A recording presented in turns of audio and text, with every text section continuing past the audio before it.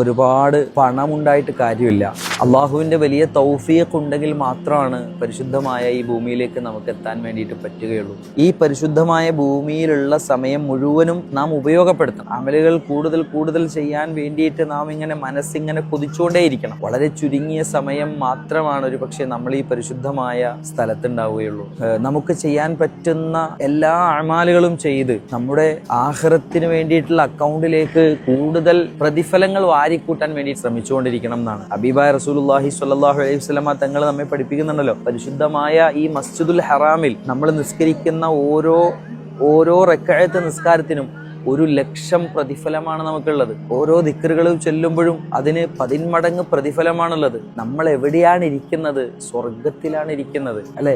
ഇത് നമുക്ക് കിട്ടിയത് വലിയ ഭാഗ്യമാണ്. ഞാൻ നേരത്തെ പറഞ്ഞതുപോലെ ക്യാഷ് ഉണ്ടായിട്ട് കാര്യമില്ല, തൗഫീഖ് വേണം. ആ വലിയ തൗഫീഖ് നമുക്ക് കൈവന്നിരിക്കുകയാണ്.